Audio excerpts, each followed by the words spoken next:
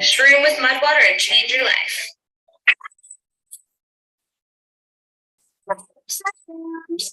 Hi. Good for me. Is that what they say?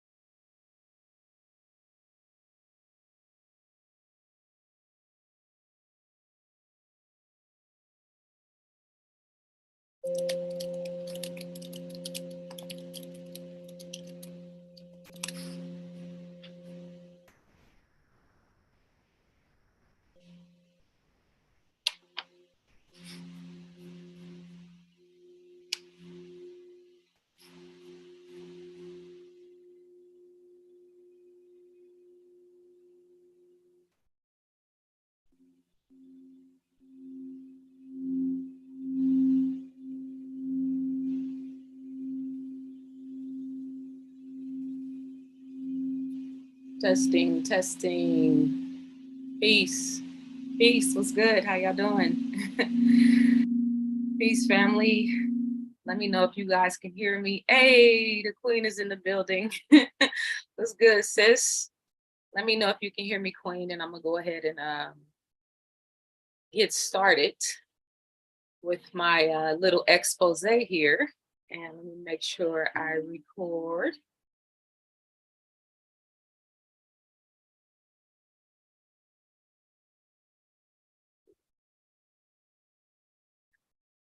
Let me know when you guys hear me.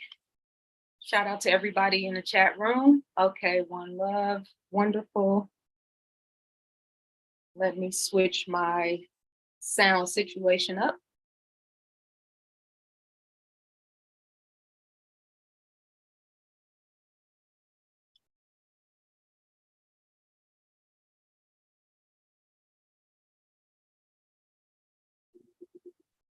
Okay, there we go.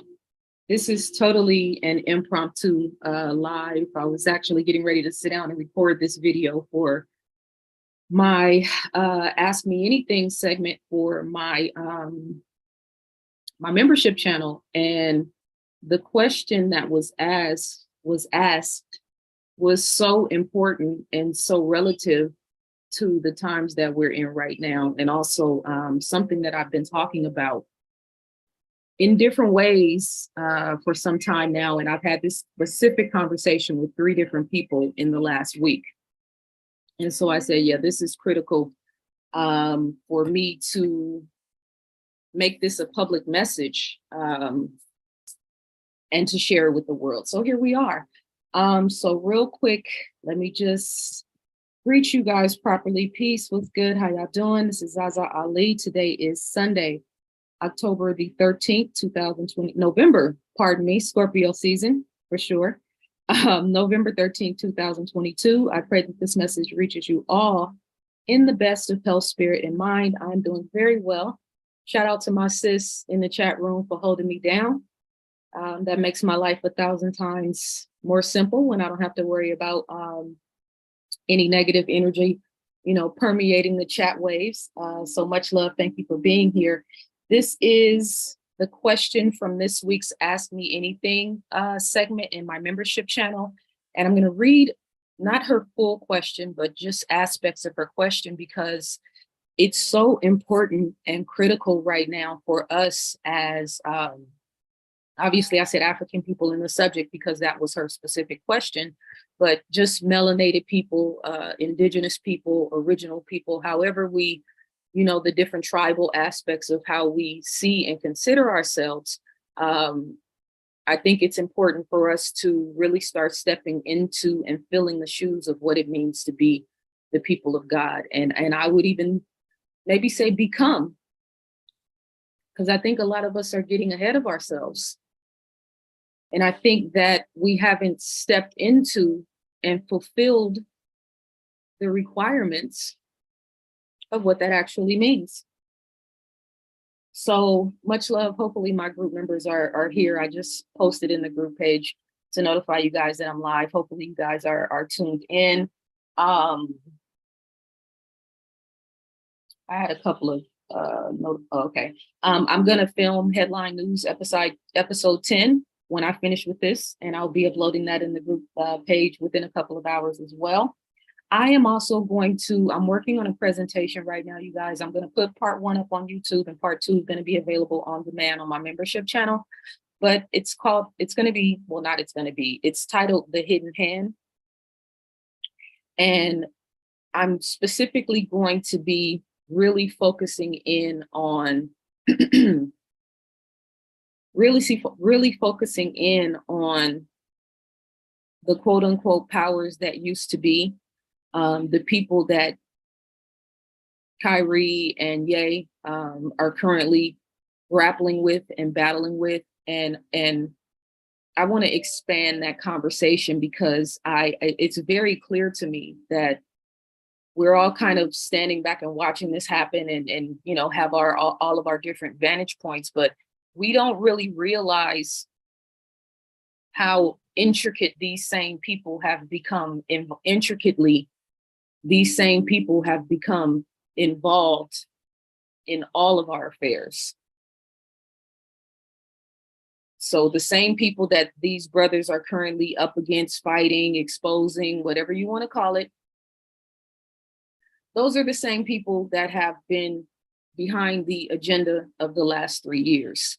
And for the sake of sticking to the subject, and for the sake of time, and for the sake of the censorship of my YouTube channel, because I have 2 strikes for quote unquote misinformation, even though everything that I've been saying and will continue to say I can prove. But those same people have been very intimately and intricately involved in all of our affairs, whether we know it or not. So the Hidden Hand part 1 is going to be spectacular. I've already started putting it together, and it's a threading of a needle. It's threading a tapestry, if you will. because this is way bigger than just Black celebrities and pop culture and Hollywood. And there's a lot going on in front of us, around us, above us, below us, the water that's coming out of our tap, the food we're buying in grocery stores, the people we're entrusting with teaching and guiding our children. Yeah. So my trajectory to get this done, maybe I may do this live on Friday or Saturday. And it's going to be a real full-fledged presentation. Like I don't think I've put up, well, yeah, I have.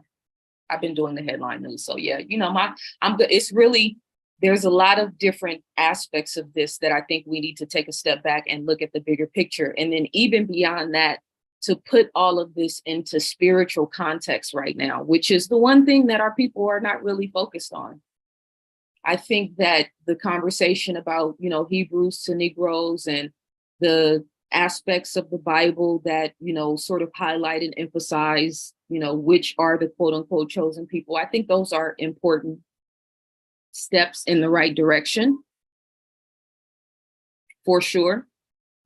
But I also think that there is a level of accountability and self-awareness and mental and spiritual and emotional and physical standards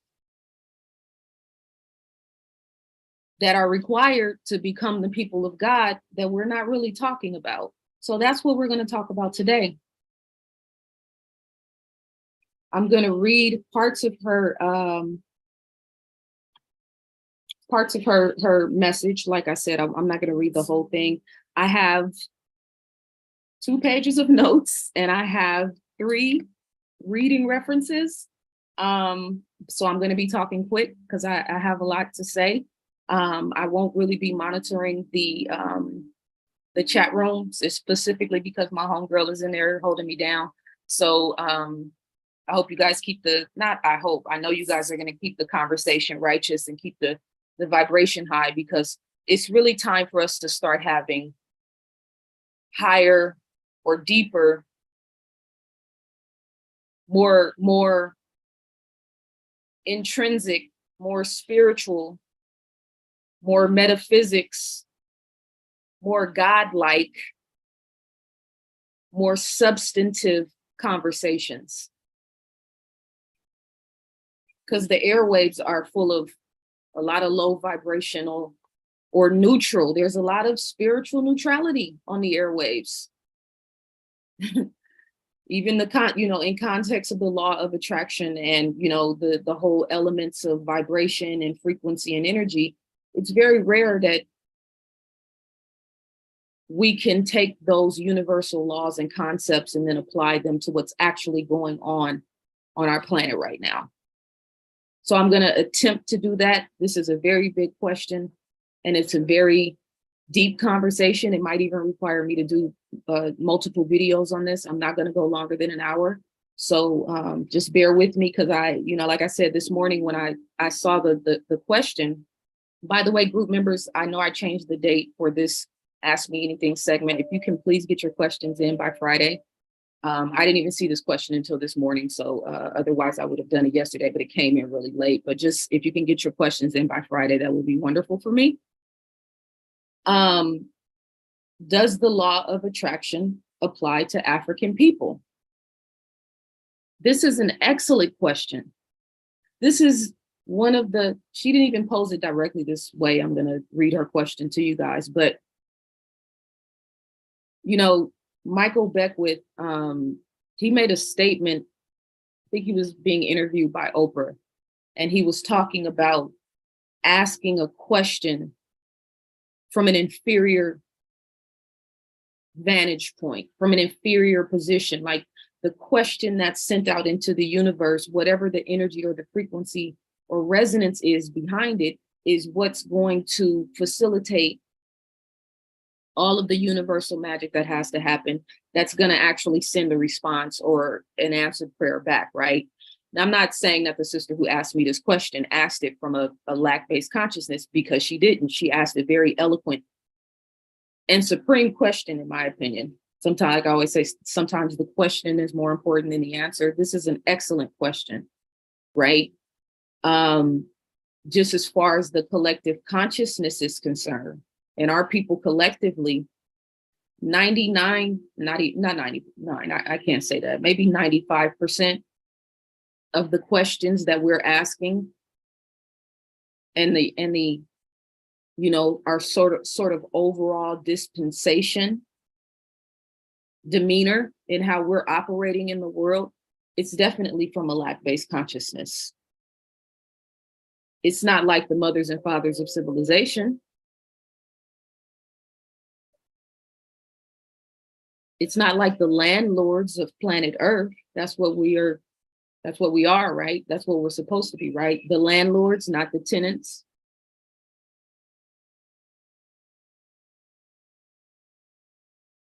And so if we said, if you had your mother and father or your aunties and uncles left you at home to babysit when you were 15, 16, and to watch your nieces and nephews or brothers and sisters, maybe 5, 6, 7, maybe 10, y'all are in charge until we get back. Don't tear up this house. Don't answer the door if anybody comes, all that,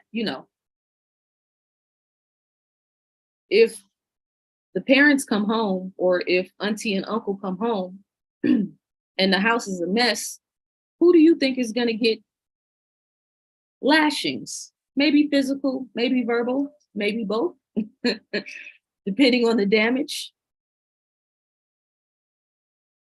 Who is the fault or the blame, even though blame wouldn't be the appropriate language, but for the sake of conversation, who would the grown-ups be looking towards? The elders that were left in charge. So our people globally, she's positioning the question specifically to African people, which I 100% support. And I'm going to go a step further and say Black people, melanated people, Aboriginal people, Native American people, all of the indigenous original man and woman, all of those people. I'm gonna put us all in a nice little, cozy bow. Because depending on, what your vantage point is on history, the Native and indigenous people of the Americas, who were very dark-skinned people, said they never came from Africa. And that story of crossing the Bering Straits, which is how they explain how the original people got here, that they originally were migrated up from Africa into Europe, and then from Europe during the Ice Age, I believe it was, that they crossed the Bering Straits or ice-based land in order to get to America. No, that's not really, that's not conducive with the original peoples of this land's historic perspective. And I'm much more inclined to believe them than I am to believe the people who captured them and who killed them. I'm just saying.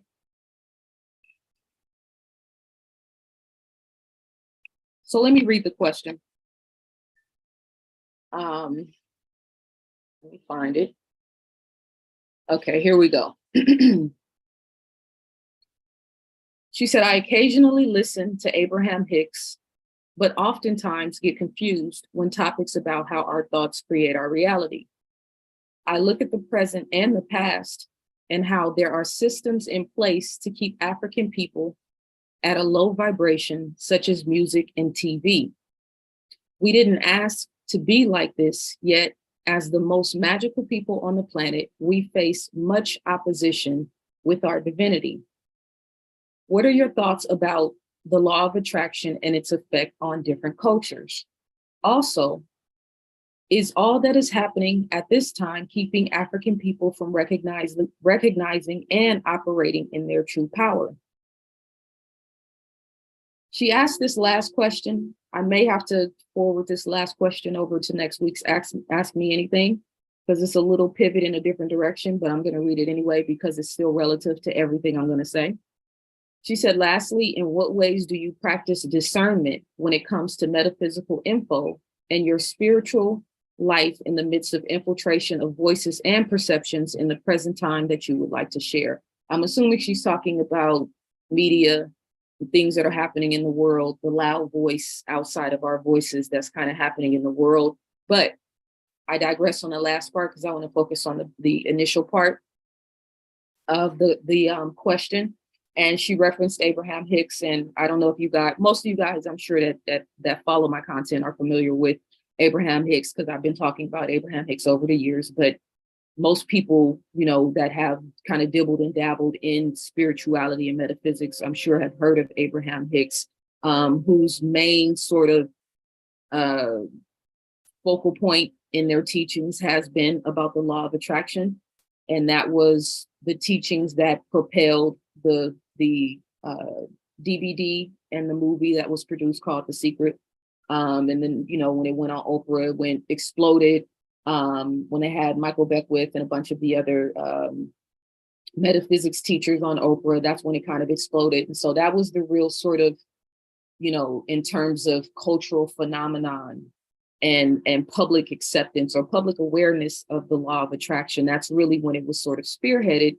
But not even though, I can say that statement emphatically.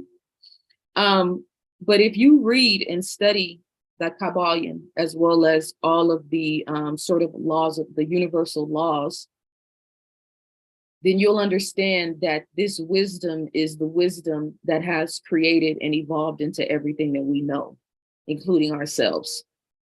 But the Kabbalion is really, I feel like, the first book that has been modernly, if that's the right word, accepted, studied. And the law of attraction is ingrained in every aspect of this book. We reference, or most people think that the Kabbalion was written by the Hermeticists, or they give credit to the Hermeticists. And depending on what your vantage point is, most people think that's Greek philosophy. This book and this wisdom actually is from Thoth, also known as Tahuti, who was an African scholar.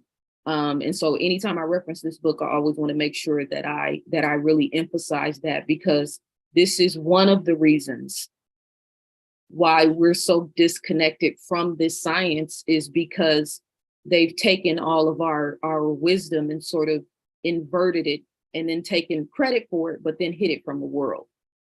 And it doesn't just belong to African people, and it doesn't just belong to melanated people. It belongs to the universe, because these are universal laws.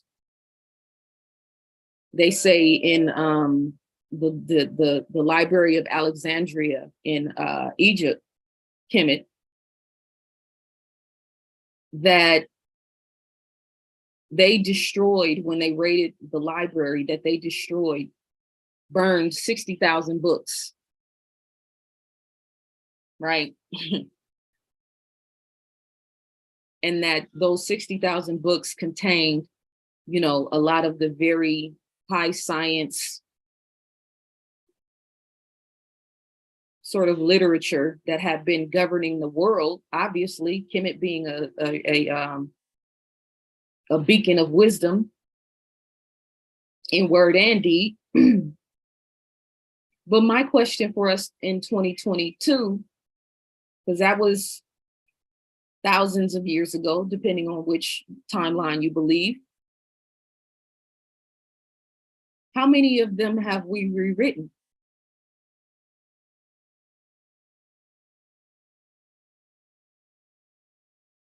How many of those 60,000 books with the sciences and the coded wisdom of the universe and of the self and history and complexities and sciences and all these different sort of intricate and powerful concepts that our ancestors had and knew, how many have we rewritten? In the Kabbalion, I always reference this particular passage, and I'm going to read it, but I'm also going to read a few extra lines because I usually just stop at a certain point. I just had the page tag. Okay, here we go. This is in the law of causation. and this is on page 109. We do not wish to enter into a consideration of free will or determinism in this work for various reasons. Among the many reasons is the principal one that neither side of the controversy is entirely right. In fact, both sides are partially right, according to the Hermetic teachings. The principle of polarity shows that both are but half truths, the opposing poles of truth. The teachings are that a man may be both free and yet bound by necessity, depending upon the meaning of the terms and the height of truth from which the matter is examined. The ancient writers express the matter thus: the further the creation is from the center, the more it is bound. The nearer the center it reaches, the nearer free it is. The majority of people are more or less the slaves of heredity, environment, etc., and manifest very little freedom. They are swayed by the opinions, customs, and thoughts of the outside world, and also by their emotions, feelings, moods, etc. They manifest no mastery of the name. And it's ironic, I just looked up to look at the, I just looked up at my screen and I saw that we have 110 viewers listening right now, 112. But I know that if I was talking about Kanye, or if I was talking about a celebrity, or if I was talking about a trending topic, there would probably be 3,000 people tuned in live.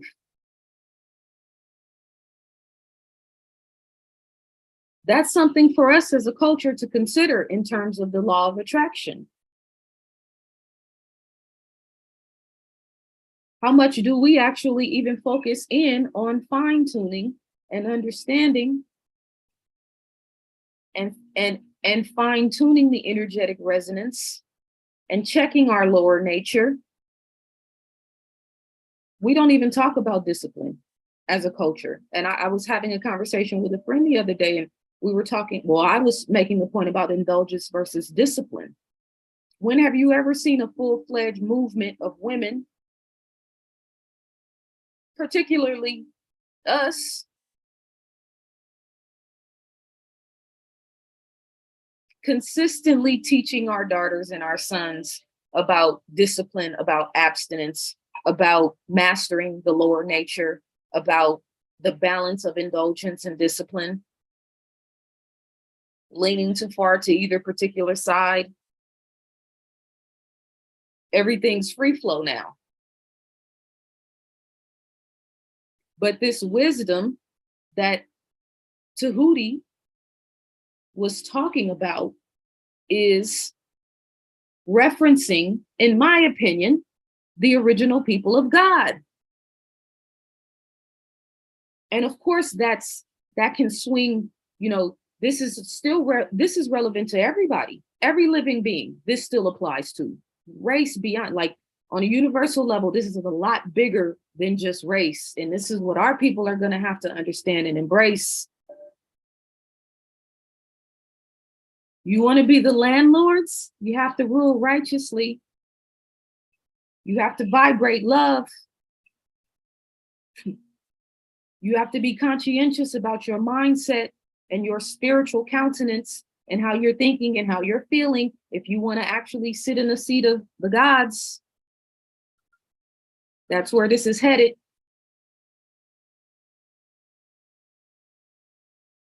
So if we're supposed to be the closest to God, and we are, and I'm gonna, and I don't say that lightly, because again, those are very big shoes to fill. And I'm also going to read this quote from Dr. Francis Cress Welsing to tie in what that means in terms of melanin and in terms of the upper and lower self, microcosm of the macrocosm. But if we're supposed to be the closest to God, and we're actually currently the furthest away, then in my mind, that means that we have the most work to do to get back to God. I'm just going to let that marinate for a second, because when I first said it, it was so powerful that I had to run into my office and write it down in my notes. And the Kabbalion says it right here in a different way. The further the creation, you is from the center, African people, indigenous people, native people. You were born in the center because you were born from God. I'm talking about the manifestation of humanity as a species, which, contrary to popular belief, has been here for a very long time, way longer than 3 million years. Respectfully.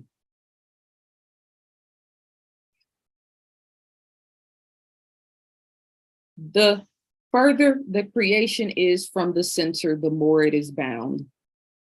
The nearer the center it reaches, the nearer free it is. The closer you get to God, the more free you become. What does that mean? The closer I get to God, your frequency, how you think, how you breathe, how you feel, how you eat, and how you live. Appreciate you, Calhoun. Thank you guys for the support as well. Much love for the Cash Apps and all of that. This is a conversation that really needs to be had in our culture. Like I said, we really need to start stepping our game up in terms of the depth or lack thereof that we're putting out into the ethers. Because as far as I'm concerned, in terms of the satanic agenda and the war that's happening above us, below us, all around us, who's supposed to be stepping up and countering this insanity? The mothers and fathers of civilization, I would think. But I have a high level of respect for what we've been, for where we come from. So for me, the same way I think, when in terms of holding women accountable, I'm not doing that from a judgmental perspective or trying to put us as women down. I'm doing that out of pure lack of respect. What it takes to be a woman and to stand strong in your womanhood in this world, let alone being a Black woman in America. Yeah, it's a pretty trepidatious road. By the way, I'm going to be doing another video soon called Women Are Not Fit to Lead. Thank you very much to those fellas who sent me those condescending, silly messages on YouTube. I screenshotted your emails. Screenshot, took whatever. I've made reference to your messages, and I will be doing a video addressing you directly soon. So the title, Are Women Fit to Lead, is purely satire in your honor.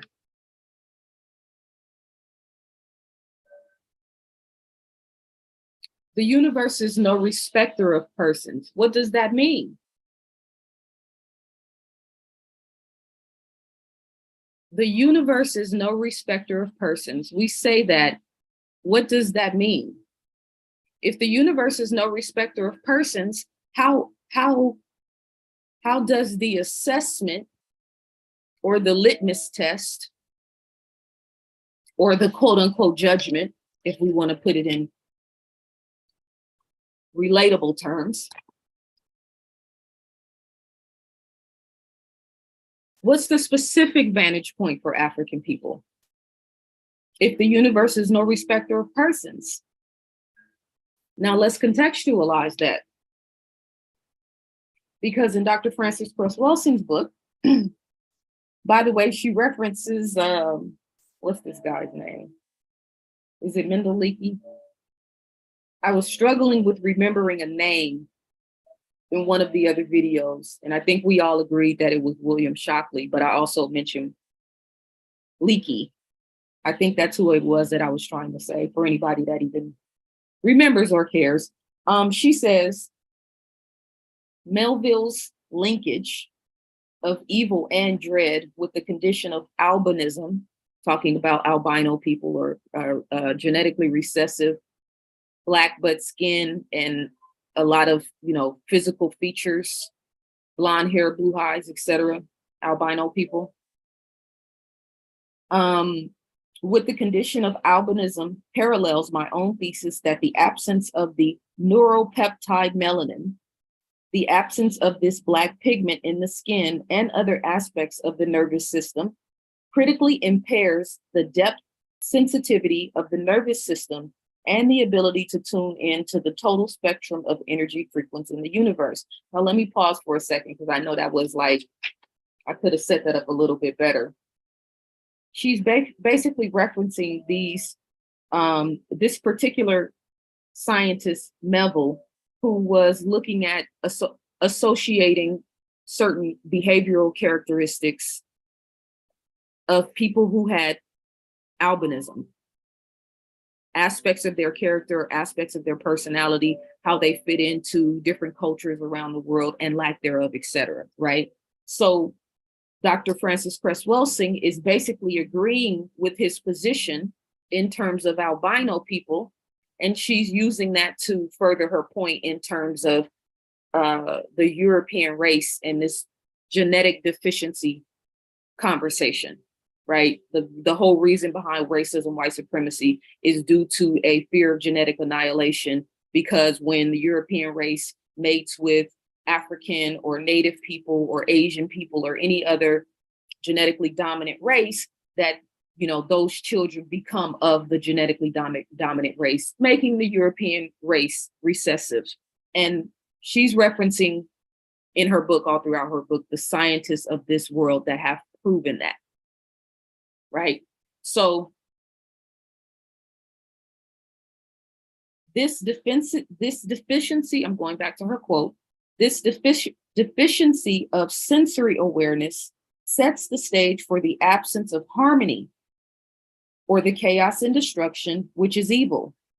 Thus, the injustice and evil of white supremacy not only has its foundation in the numerical minority status of the global white population and its genetically recessive status in terms of melanin pigment production, but the very absence of melanin in the nervous system in significant degrees is an additional contributing factor in the problem of white supremacist injustice. White supremacy is the greatest known evil on earth. Like racism is the united force field that encompasses all of the lesser evils we now recognize.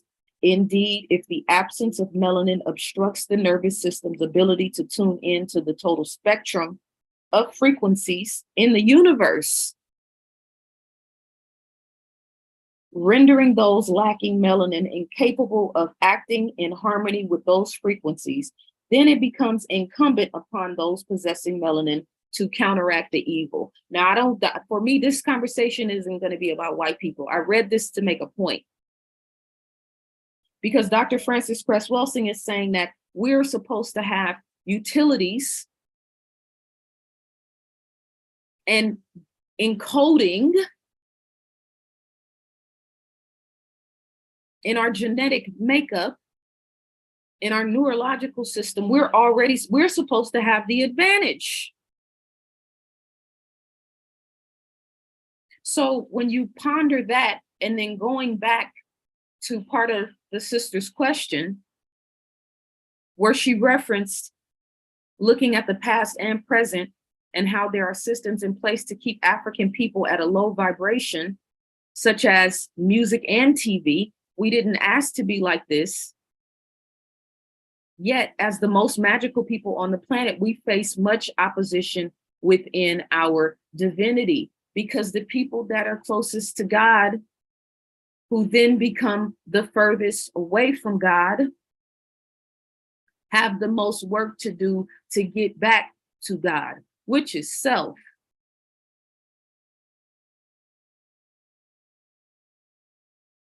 That's the whole point of this mission on earth, to get back to God, which is self.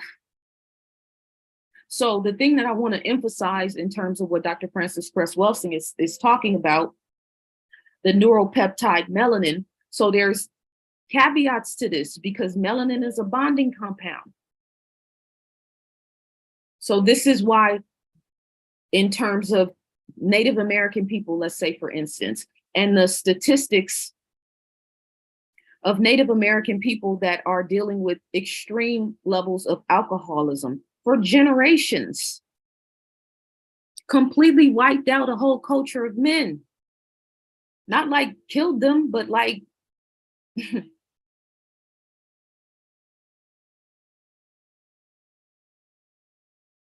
cut their potential and their life vibration and frequency short in a major way.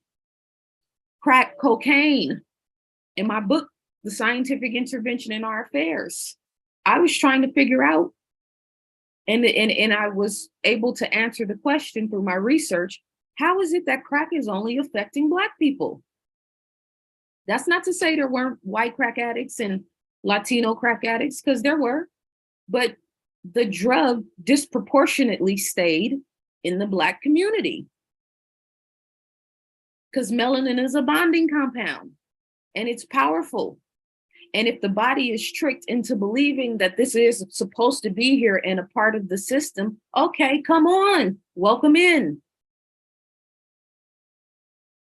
So that pendulum, which is the pendulum that we're talking about in terms of being closer or further away from the center, swings wide both ways.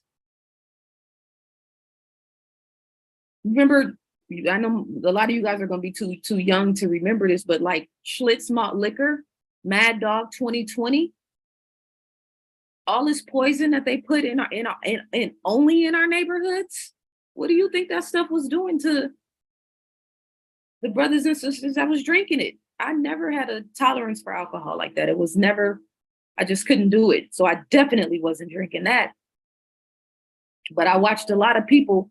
I watched the devil come up out a lot of people holding on to them bottles.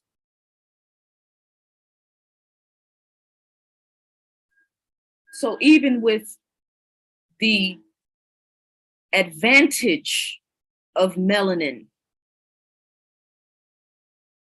a lot of our people are locked in a frequency that has neutered or neutralized, that's the word I was looking for, not neutered, that has neutralized the power of the melanin. That's a fact. Look at the Congo. Look at Haiti.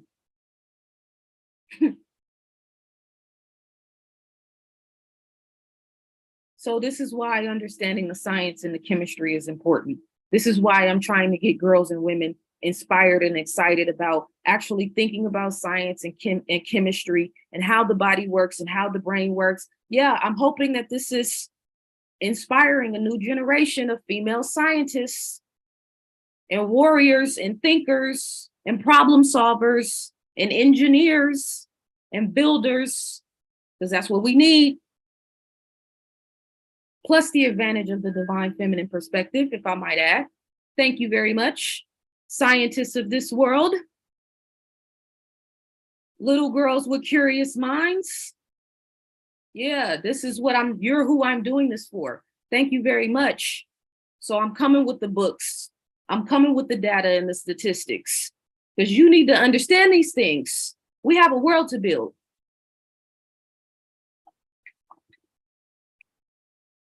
I want to play this clip by Neville Goddard. And he's referencing, let me get my books together. Okay, I read this. Okay, cool. He's referencing his friend Abdullah. Some of you guys, I may have played this clip publicly. I don't remember. I'm pretty sure I did in the membership channel. I can't remember, but if, humor me.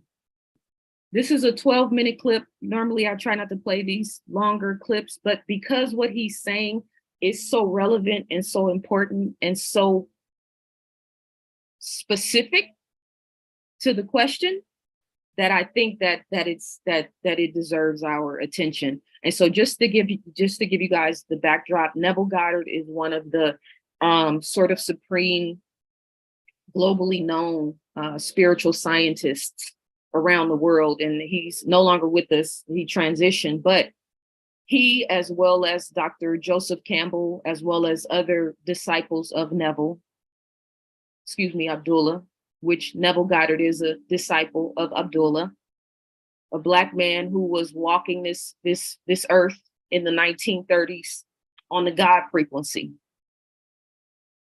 So I want to play this clip because, and there's no reason for any of us to question the validity of this story. And if you do, you probably got self-hate issues you might need to deal with when we finish this conversation. If we can't conceive that our men and our women were actually navigating this environment as supreme beings at any point in history, because yeah, all of our people weren't enslaved in America.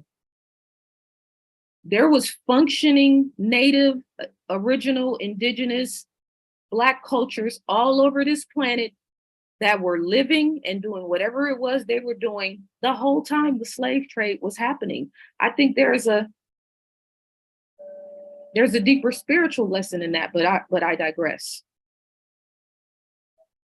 But the point is, Abdullah was walking through this piece like a straight god in the 1930s during the Depression. And how do you know what the tree was really capable of, and if it was really powerful, if it was really godly, if it was really righteous? By the fruit that it bears. So it's 2022, and you and I are talking about Abdullah. So let's listen to this clip.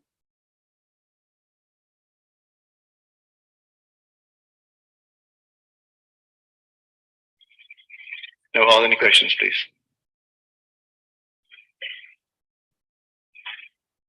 Yes, sir. What did Abdullah do?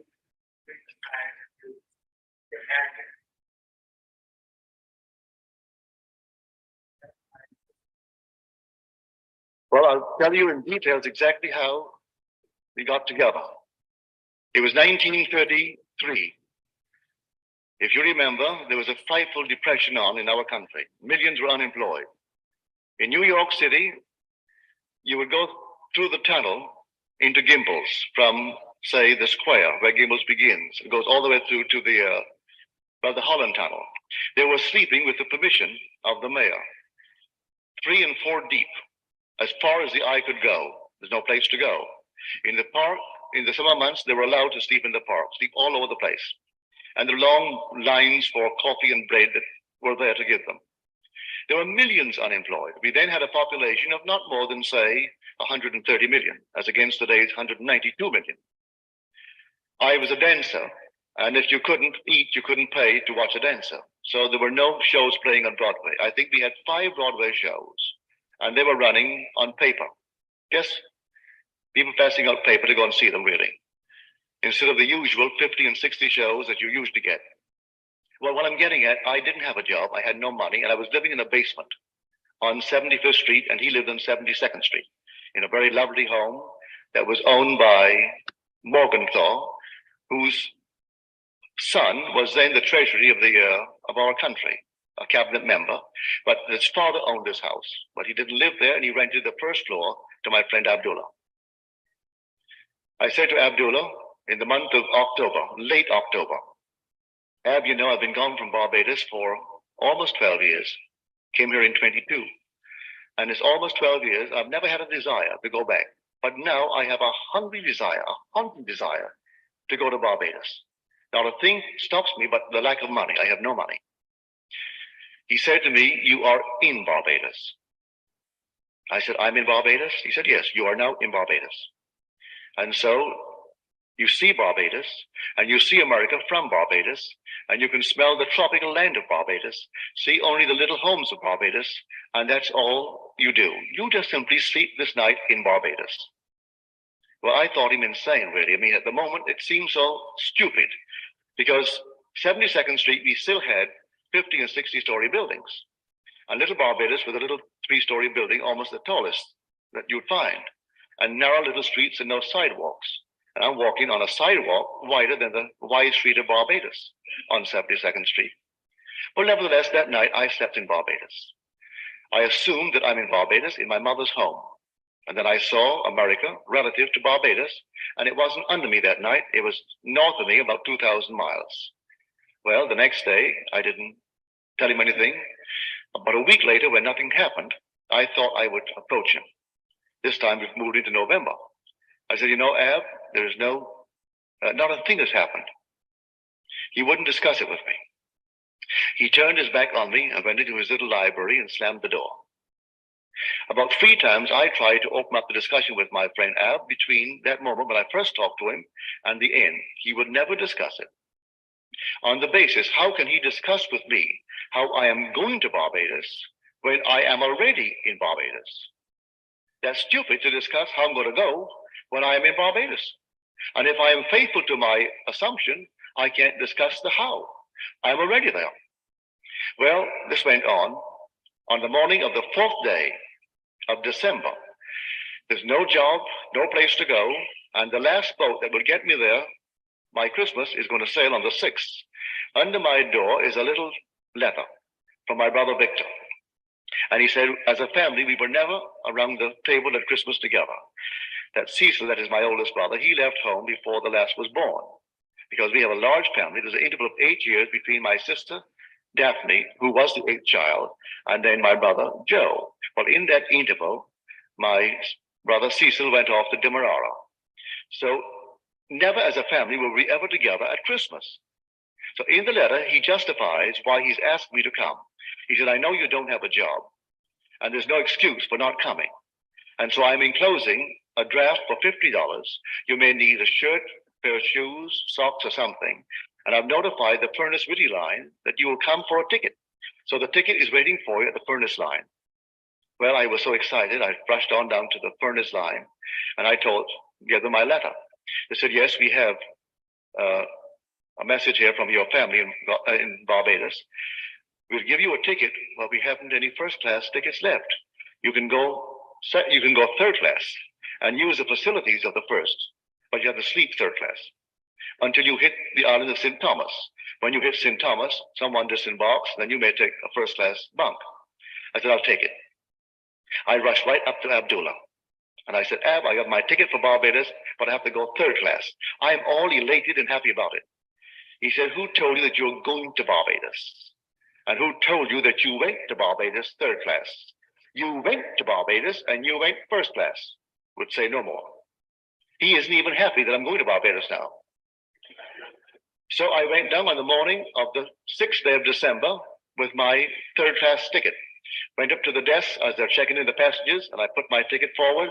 Said, I've got good news for you, Mr. Goddard. Someone is canceled, and you're going 1st class. And I went 1st class all the way down to Barbados. 10 days down, 10 days back, with 3 heavenly months in Barbados. So all that I did, I tried to the best of my ability with his, I would call almost insolence. He was rude, but he taught me by his rudeness that I cannot discuss how if I am doing what I'm supposed to do. He tells me right away, you are in Barbados. Like someone comes to you now, and you would apply this principle towards their request, and they say, oh, I would love to be happily married. And you say to her or him, you are now happily married. They look at you as though you're insane. But that's exactly what you're supposed to do. You are now happily married. Well, if I am now happily married and I'm a lady, I would instantly begin to feel that ring there in my imagination. And I let others see that I have my ring, for that would imply I'm happily married. It's a wedding ring. And so if I don't wear it from then on, I'm not doing what I'm supposed to do. So in my imagination, I have to go to bed wearing my ring and actually do all that I would do in that state. Oh, he said, you're in Barbados. And I'm in New York City physically, but he put me in Barbados in my imagination. So that I slept in Barbados to the best of my ability. But you know, days go into weeks and the weeks went into a month. And I'm trying my best to open up the discussion with him to get a little hope. No hope. He wouldn't give me any encouragement if I did what he told me to do. But we all are human enough to want another little discussion, another little push. And so he taught me the lesson that there is no such thing as a little pregnancy. No such thing. If you did it, then you're pregnant. Let the child grow. And interference with it is going to be a miscarriage. You assume that you are in Barbados. Now you're pregnant. The idea is you're going to give birth to a journey and which is going to land you right in Barbados. So you've assumed it. That is conception. Now, don't try to argue. You have conceived. And all you have to do is to be a faithful mother and bear that child. And don't discuss it with me anymore. He never discussed it after he told me I was in Barbados. And I learned.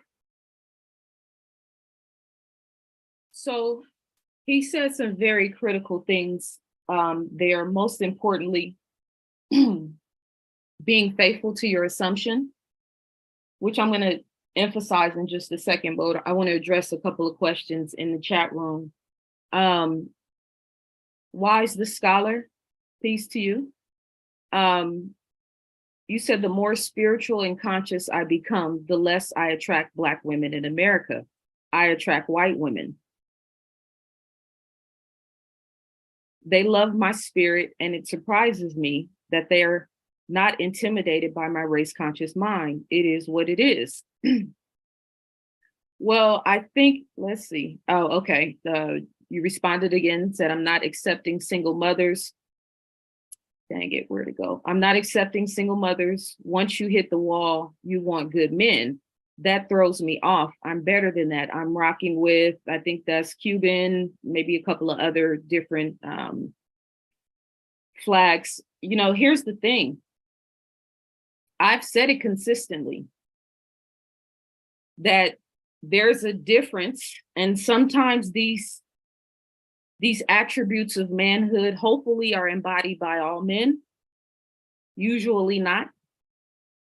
But there's, like, in my opinion, like layers of what we conceive as manhood, right? So you can be a good man and not be a king. And you can be a king and not be God. Not the God, but God. The highest, most expansive, most authentic, in alignment potential of a human being, like what we were talking about with Neville Goddard. We're talking about a man being able to say and do as he pleases during the Depression, a Black man, while there is, there's lynchings happening in his vicinity. So what would it take for a supreme being to walk amongst all this chaos and this savagery and this insanity and still manifest whatever it is that you want? So when I read comments like this, Wise the Scholar, it just emphasizes the point that I just made. You might be a good man, but from what you're displaying in the chat room, you're most certainly not a king, maybe the king of your castle. And that's okay. But certainly not a king, because you're not speaking to and for all, which is what kings do. They govern beyond just their personal selves, just beyond their personal cipher. They make choices and decisions and statements based on the whole, right? And then the conversation about God is just a whole nother conversation, because that requires self-mastery. And hopefully you're heading in that direction. Hopefully we all are. I'm definitely striving. But we know you're not there yet, because if you were, there would be no reason for you to put those type of comments in the chat room, where the majority of my listeners are Black women. So you want to provoke, you want to troll, you want to bring that negative, low vibrational energy into the conversation. But this is the love frequency vibrating here, sir. Your intentions will not be successful. See, I'm a queen, so you know what I mean? I have to consider the whole. I have to be mindful and considerate of you. So I'm handling you with kid gloves. Just like I have to be mindful and considerate of all the Black women that are listening and that will read that chat later, and then they'll get triggered because their favorite podcaster or their favorite social media influencer or their favorite conscious king is resonating on them. I think I need something else. The Black woman is no longer sufficient for me. That's a lack-based consciousness any way you spin it, bro.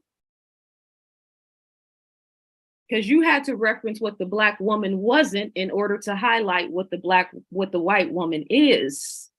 That's not really the science and the that's not the leverage of God speaking through you. That's your lower nature.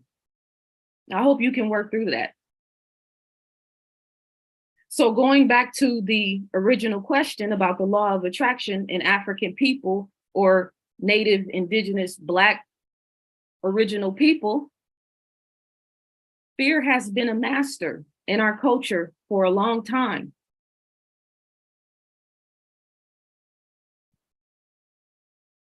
Fear is one of the most prominent and provocative and omnipresent sources of our energy and attention at any given time. I mean, no, nothing proves that more than the last 3 years. I mean, I could just, I could talk for 2 hours just proving that. Look at the way we talk about relationships. This is why if I do events and my subject matter is the Black male female dichotomy, and then I make it something like saucy and sassy, everybody will show up for that. And it'll be a finger pointing match because we haven't dissected and dealt with the real reality of self-accountability, self-awareness, self-responsibility. And that is what Neville Goddard is talking about. Being faithful to the assumption. I don't know how it's going to happen. I don't know where it's going to come from, but I know that I know that I know that it's going to happen. Where in our culture, from an economic to an educational to a religious, to a social media standpoint, to a media standpoint, to the type of books that we're producing, to the podcasts that we're producing, all of this intellectual content, and how much it is actually adding to and elevating the average person's personal power. It's a lot of man time. It's a lot of language and conversation floating in the ethers. Fear is a low frequency. It has a low, slow wavelength, and it activates very few DNA antennas, which connects us to the cosmos. Going back to what Dr. Francis Cress Welsing was saying. By the way, Wise the Scholar, I hope your white women are abreast to this science and can help you cultivate a proper understanding of the power of your melanin and help you to activate and elevate your neural peptide melanin, sir. Thank you very much. I just thought about that. The love frequency is a high frequency. It has a short, fast wavelength, and it activates more DNA antennas, which connect us to all that is. So what is that saying to me? I'm reading from the Keys to Womanhood workbook, by the way.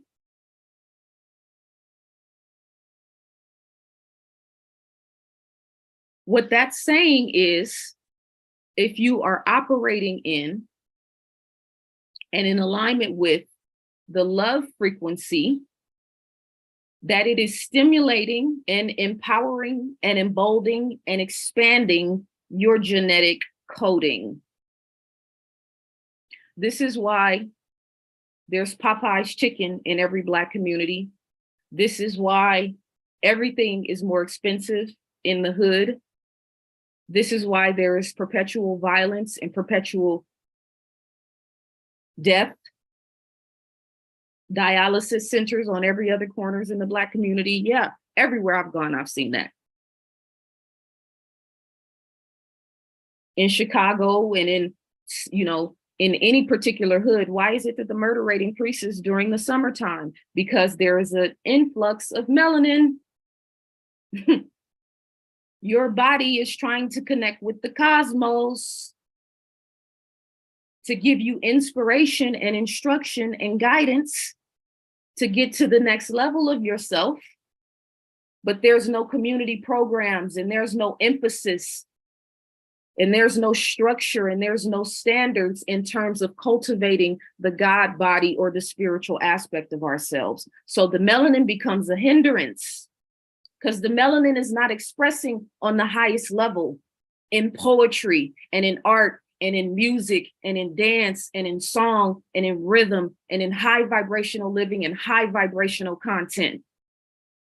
So then the melanin becomes a hindrance, and it has to express itself some sort of way. Ask Chief Keef, ask drill culture. The melanin has to express itself in some sort of way. And if you're not righteously cultivating it, it can work against you. You think the scientists of this world don't know this? That's what Schlitz malt liquor is about.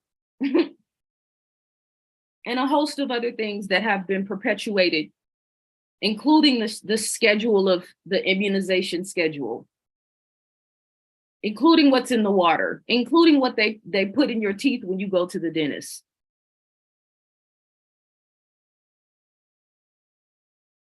So let me put this, I'm going to say a very deep thing in a very simple way, and then hopefully back it up. Much love, Corwin. I appreciate the super chat.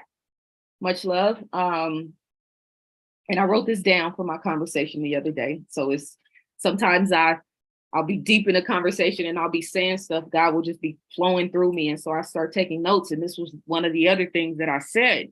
Because we were talking about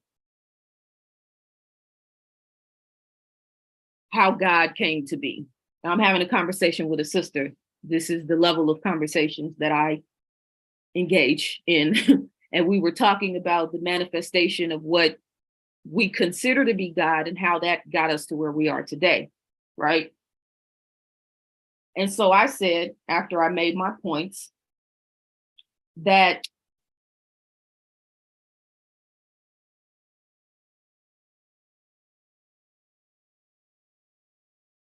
I'm thinking of the right way to say this, because it sounds super like, oh, okay. So during the 400-year sojourn, right?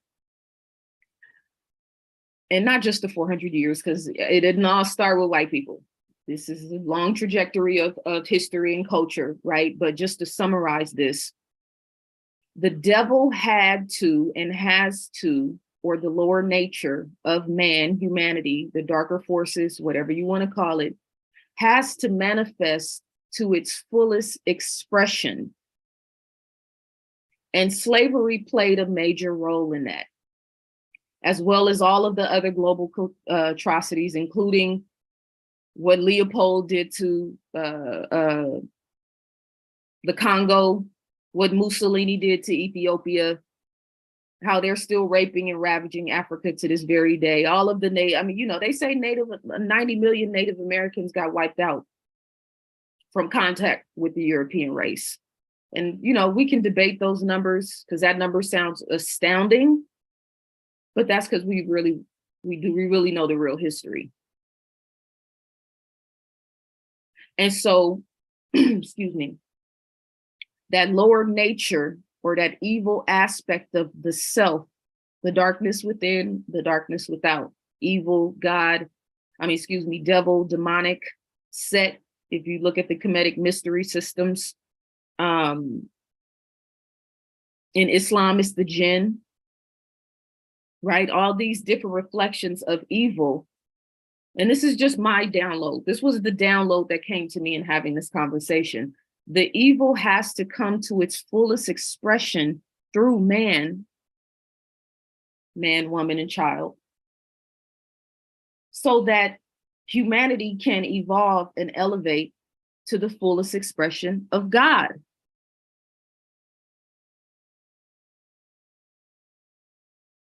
And so African people Black people, melanated people, indigenous people, original people, mothers and fathers of civilization. The question for you and the question for us is, are we ready to be a part of that? Are we ready to build that? Are we ready to become that? Because there are no limitations, but the further you are away from God, the more work you got to do to get back to it. I'm talking about the God within. I'm talking about the high vibrational being within you that's operating to create. That's about forward momentum, forward progress, life experience, mastering emotions, mastering energy, expanding consciousness, expanding God, experiencing abundance, experiencing love, experiencing the best that this life has to offer. Are we moving in being faithful to those assumptions? Do we even assume those things? Most of us don't. The law of attraction applies to everything. What you reap, you sow. Do unto others as you would have them do unto you. That's the law of attraction. And so in my presentation, when I was speaking, and I'll probably add this aspect of my presentation to the hidden hand because it's all relative. But human beings, they've had scientists that have done studies on the human aura field, right? Electromagnetic field, and have special cameras and lenses where they can look at a human being doing whatever we normally do, and the camera will reflect how strong your electromagnetic field is and a particular color, which ties into the chakra system, the energy centers of the body, right? And so we're all resonating an electromagnetic frequency. We have a weak field or a strong field. Some of us are in between. We are emitting a strong signal and a strong energetic resonance of love, or we're resonating something else. What is our culture as a whole resonating? What is our culture as men as a whole resonating? There's a lot of momentum behind going and finding something else. I mean, are you guys gonna make a flag? Are you gonna declare a separate sovereign land and go create a culture of mixed race people? I don't know. What's the plan? What's the end game? I'm just saying. That's like a whole frequency now. And we know it's coming from lack-based consciousness because if it was from your pure self, you wouldn't even have to say it. Because you'd still be invested in uplifting Black women. You'd still be invested in loving Black women. You'd still be invested in speaking to the God in Black women. Who cares who you are involved with? I don't. There's no chance for me and you. So I'm not interested in that. I do care if you care about me, though. I do care if you care about the women that are tuned into my platform. I do care if you're in alignment with love, because if you're not, then this might be where we part ways. And I'm being facetious and sarcastic intentionally.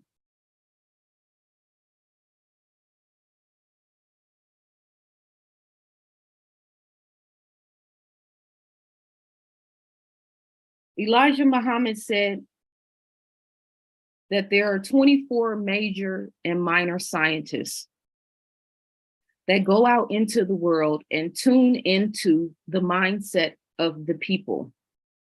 And based on where the collective consciousness is in their consciousness, not just African people,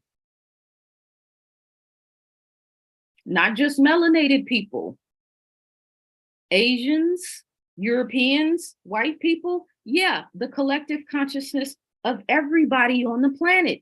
This is why, and going back to being the mothers and fathers of civilization, we have to get back in the state of mind of being,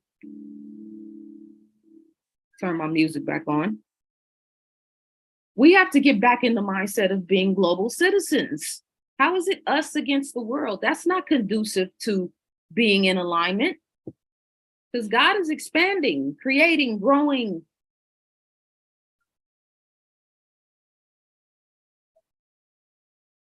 So these scientists go out into the world and they tap into how people are feeling and their level of consciousness and awareness, and that the scriptures or the prophecies, which are not limited to the Bible and the Quran and the main text that we know of,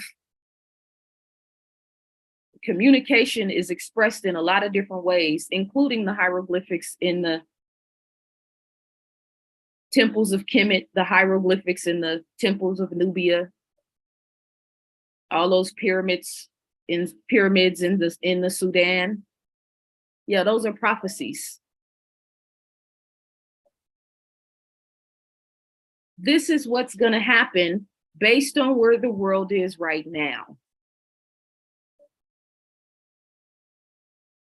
So that means when the white man came to Africa, because we live in a mental universe, by the time they arrived on the shores of Africa, there was already something in the lower nature of the people there when they arrived that was even that they could even take advantage of.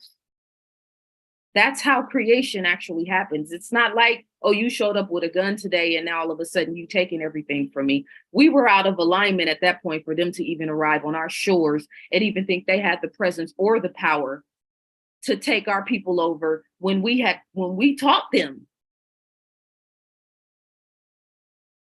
So the Greeks went and sat at the feet of the pharaohs and studied. And our great scholars and teachers knew that they didn't have the wisdom to unlock the coding, but they still gave them enough to become the rulers of this world. When I was studying Greek philosophy in college, none of it made sense. And I know why it doesn't make sense, because they only gave them certain aspects of the knowledge. They didn't have the spiritual acculturation to unlock the coding of that wisdom, just like we don't have the spiritual or the vibrational countenance, the level of consciousness and awareness to unlock the wisdom of the Medu Neter, for example. Yeah, we've been decoding it for a long time. Has it raised the frequency and vibration of our people? That wisdom was for a specific time and a specific expression of God. If you took a Kemetic native, someone that was living during the Middle Age, during the golden kingdoms of Kemet, if you fast tracked them and brought them into this time travel wise, and put them in this environment, they would never be able to function at a high capacity. They weren't dealing with frequency interference. They weren't dealing with mass psychological control and prostitution and abuse and death and debt slavery and negativity and people constantly projecting negativity on you and the low vibration and the low expectations and everybody for themselves. Yeah, they could learn, he or she could learn how to work a cell phone, sure. Learn how to use a computer, sure. I'm sure within a very short amount of time. But the vibrational countenance of someone that actually lived in those times to come in this cesspool, America in particular, and be expected to operate at a high vibrational space? No. Negative. What concept would a pharaoh have of fear?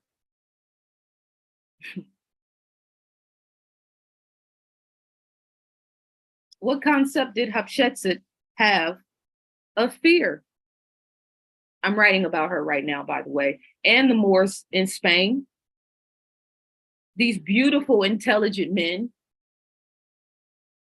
who for some reason just couldn't keep it together. So Africa had to keep sending reinforcements to get them back in alignment because they were so beautiful and so intelligent and so charismatic in the way that they built that culture up there. They got complacent multiple times. And on multiple occasions, this is during their 700-year rule, Africa had to come back and get things in line. They were going further and further away from the center. And so the further you get away from the center, the more bound you are. What point is there for one king to have 5,000 concubines? That is a complete and utter misuse of prana, of chi, of life force energy, and of self-mastery, with all due respect. Now, of course, I'm looking back at history and analyzing, hindsight is always 20/20. But I'm just saying, I think that's a lesson that should be repeated and reiterated to our men in our culture, because they have a lot of y'all locked in the low vibrational frequency, operating in the world based on purely on the lower nature of your sex or sexuality or expression of sexuality. That's part of the war. So when we say, does the law of attraction apply to African people? Yes, but so do all of the accountability, self-awareness, put a mirror up, take your life seriously eventually, focus on your imagination. Neville Goddard's whole position in the time frame of his work and everything that he got from Neville Goddard was about the power of the imagination. And he broke the Bible down as a psychological book.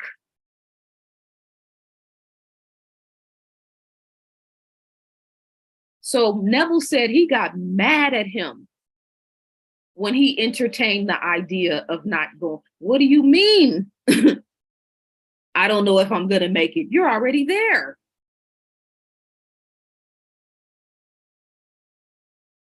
That's personal. That's language and frequency resonance of that elevates personal power to me. All this stuff is great, but how does any of this apply to me? Okay, we went from, we're one of the 12 tribes of Israel, or, we are the true people of God. We are the Hebrew Israelites. We are the Moors. We are the this, we are the that. Okay, then we should be reflecting a bright light in the world right now, right? We should be raising the consciousness and the frequency of our planet, right? We should be most sincerely and emphatically operating and magnifying the love frequency, right? That's what we say in one breath. Or do we even say that?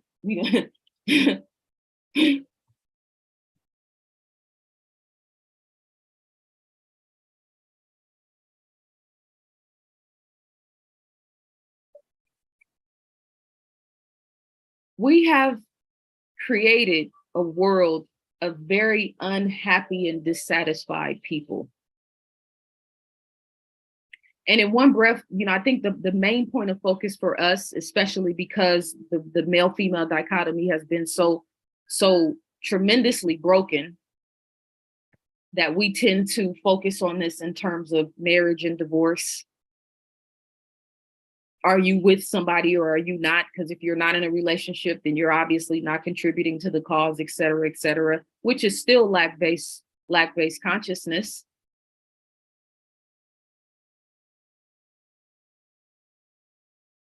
But we've created a world of unhappy people. We've created a world of very unhappy and dissatisfied women. That's why they're swinging left. That's why they're weaponizing sexuality. That's why they're finding more safety and security in the arms of other women. That's why they're being so blatantly disrespectful online, and teenagers are now talking about divesting and how uninterested they are in Black men and afraid of being around a group of men, et cetera. Like, yeah, there's a whole subculture of that in the world right now. And I know the same argument could be made for Black women. We just had one of the disciples in the chat room speaking up for that culture. Thank you very much, Wise the Scholar. So I'm looking to have conversations with kings and with men who are aspiring to be godlike, because we got a real situation on our hands here. We're operating in fear, thereby not magnifying love. And love is where all of the power is. This is a frequency game. Everything in nature reaches for the light. All my plants, I think I told you guys this story, but I was at a landscaping shop one time, and I was overhearing the guy who worked in the shop having a conversation with some people who had just moved to the LA area. And he was telling them, because they transported the plants in the moving truck. And he was telling them, because he was like, I can't get my plants to bounce back. He said, well, any plant that does not have access to light for anything more than 2 days, 3 days for sure, they cannot come back. No level of nurturing, of repotting, of positioning by the sun, etc. After 2 days, 3 days max, depending on the type of plant, if they have had no light, you might as well throw it away. And I'm making that point because as African people, as Hebrew people, the children of the sun, melanated people, Black people, Native people, the original people of this planet, you want the law of attraction to work for you? Reach for the light.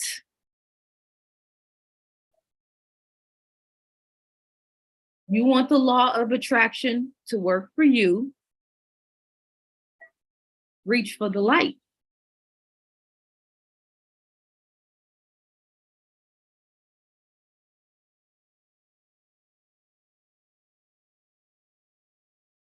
Creation and forward movement and life experience and self-mastery and mastering energy and mastering emotions and expanding consciousness and striving to be in alignment with God, striving to emanate and vibrate love.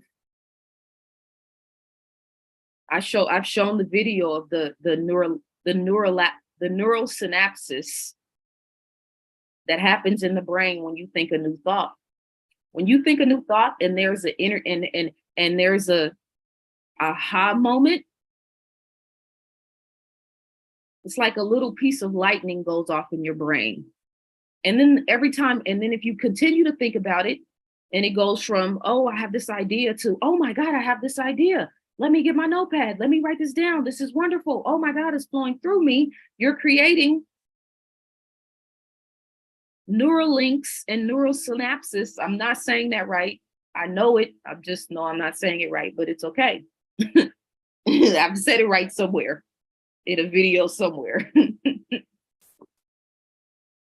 Little balls of electricity firing off in your brain when you have a new thought, when you have a new experience, when you really truly feel love, when you're vibrating in the essence, in alignment with the essence of what you're here for. So when you feel good and when you're in the rhythm of life and and life is responding to you based on what you're giving it. See, I'm gonna tell you, our people are vibrating, and I've given this, and I'm gonna give this 7 more minutes because I'm at 1 hour and 22 minutes. So work with me for 7 more minutes, you guys, and then you can go back and enjoy your Sunday. I told my son that when you're a child, everything is about how the world treats you and how the people in your life service you. When you become an adult, everything becomes about how you treat the world and how you serve the world. And our people, because of what we've been through, are not operating as global citizens. They've taken us from that. They've taken that from us. I'm taking that shit back. There's no reason for us to be walking around with clenched jaws and fists balled up, ready for whatever, us against the world. No, sir. The world is here to serve me in the best ways because I'm here to serve the world.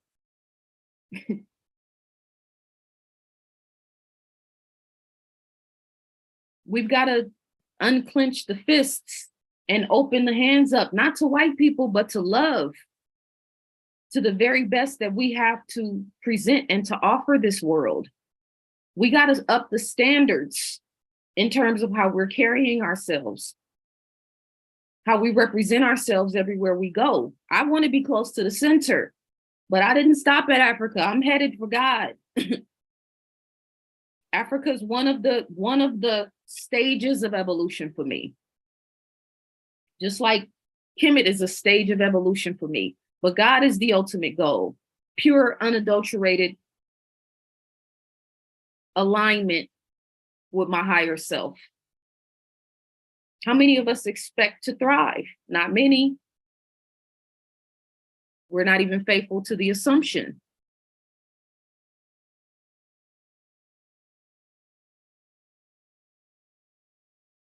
So the law of attraction applies to everything, but it swings both ways.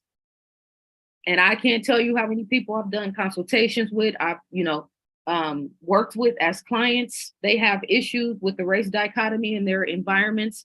And the minute that they change the tune and change the trajectory and the argument that they're having in their head, it completely changes the nature and the energy of the environment. That's, you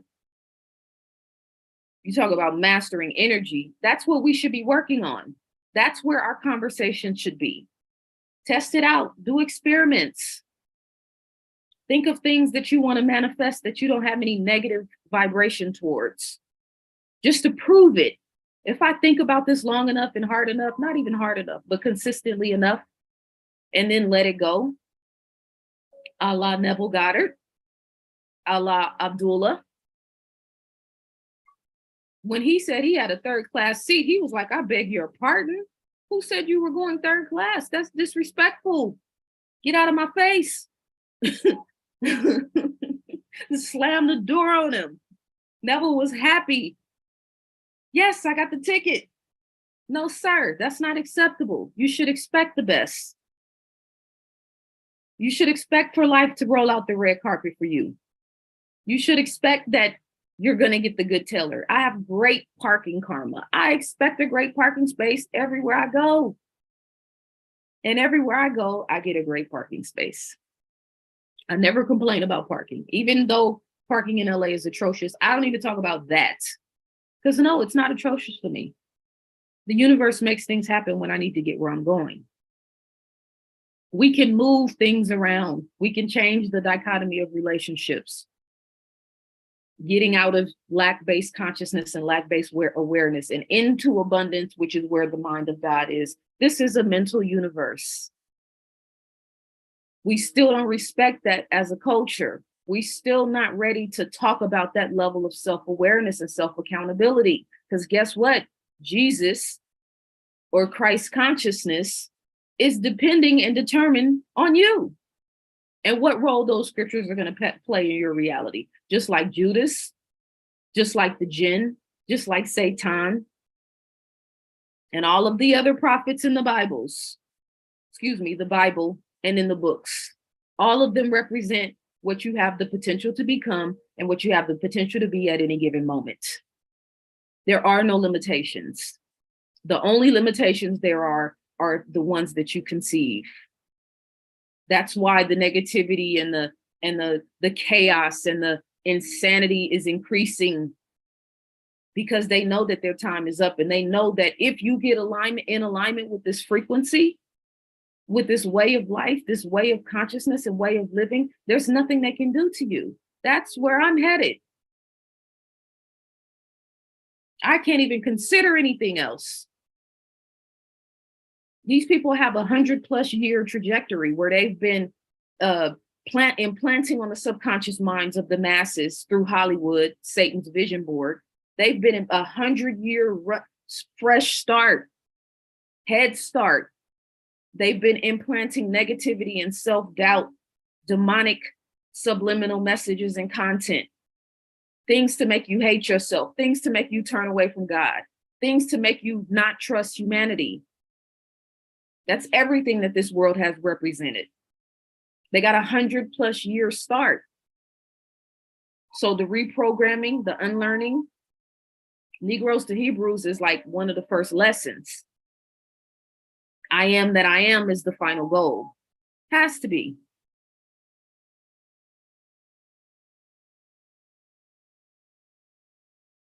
We're creating no matter what. You're always creating. A crackhead is always creating. That was a joke, but it's true. An infant coming into the world and affecting all of these different lives and expanding the heart chakra and expanding, even if it's not coming out like, yeah, this is where I'm ready to hit the ground running.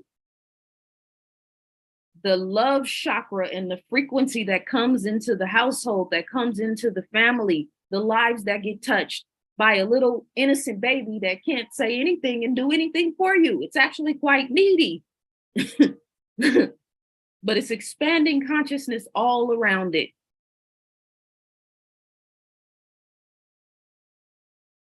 Even if you've been traumatized or neglected or abandoned or abused, even if our people have been through tremendous atrocities, suffering, chaos, fear-based programming and frequencies, the bottom line is we still have the responsibility to serve the world. This is what we have to readapt to and realign with as African people and as the original people of the planet. We're walking around with balled fists, proverbial balled fists. And of course, I know, this is a feminine perspective. I'm supposed to be giving you the righteous, divine, feminine perspective. I understand there are some people that's out there ready with, doing a 21 gun salute. There's a frequency that comes with that too. We've seen a recent situation with a brother that's now getting ready to face 7 years because the gun was the emphasis. The gun was the frequency. So, okay, let us align you with that state of consciousness. The universe is no respecter of persons. It is what it is. We need to be reaching for the light. And when we reach for the light, we will get in alignment with what we want from the law of attraction. Because you're going with the flow, most people are, or you're creating the flow. Our African people in a position mentally and spiritually and emotionally and physically to change the trajectory and start to create the flow. That answer is going to be applicable to all of us, and it's going to be very different based on where you are in your consciousness and self-awareness. I hope this helps. I hope I answered your question, sis. And maybe I'll do a second segment next week and answer that second part of your question. But I think I did the question a righteous service. We're in the process of perfecting humanity through a trial and error process of letting evil pretty much get completely out of control so that it can get nipped in the bud, at least for a certain period of time. That's the short end of it. But we have requirements and qualifications. Supreme beings have to be in full effect at this point.